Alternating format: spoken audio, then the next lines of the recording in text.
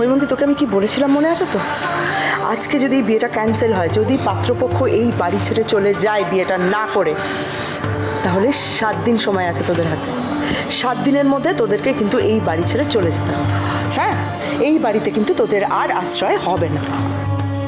মামি একদম চিন্তা করো না, এই ঐশী আছে তো, এই ঐশী তোমার নাক আর নিজেদের আশ্রয় দুটোই বাঁচাবে। দিদির বদলে সুজিতকে বিয়ে করব আমি। কি? হ্যাঁ সত্যি। সরলা, আমাদের ডেকে সব ঠাট্টা ইয়ার্কির মানেটা কি?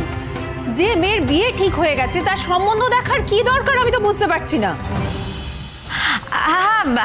আন্টি, আপনার বুঝতে কোথাও ভুল হচ্ছে। মানে দিদির বিয়ে ঠিক হয়ে গেছে বলেই মামি আমার জন্য সম্বন্ধটা এনেছে। পাত্রীকে তো আমার আগেই পছন্দ।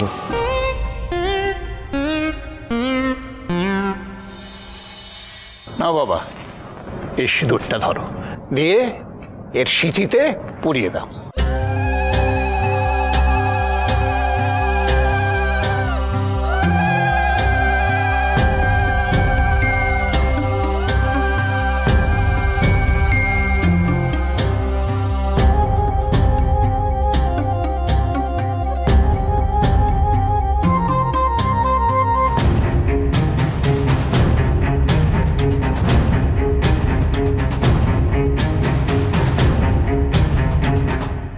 দেখলে তো, শেষমেশ ঈশ্বর বিয়েটা ঠিক দিয়ে দিলে।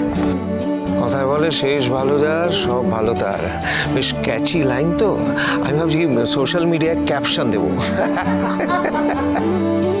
বিবাহ সম্পন্ন হলো, এবার তোমরা যাও বড়দের পায়ে প্রণাম করে তাদের আশীর্বাদ নাও।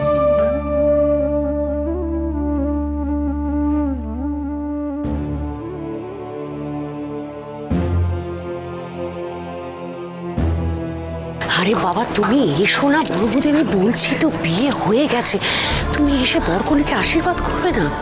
ওই তো, চলো।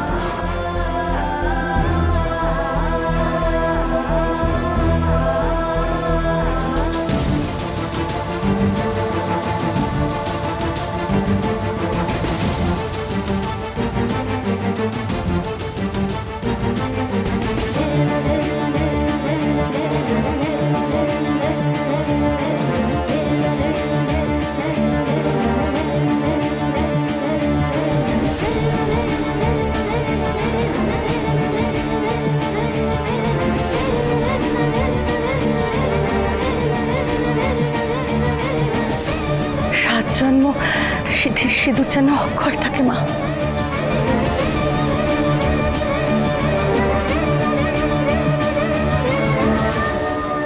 আম সরি মেঘ, এই প্রথমবার আমি জীবনে হারলাম। চেষ্টা করেও তোকে এই বিয়ে থেকে বাঁচাতে পারলাম না, শুধু ওই মেয়েটার জন্য।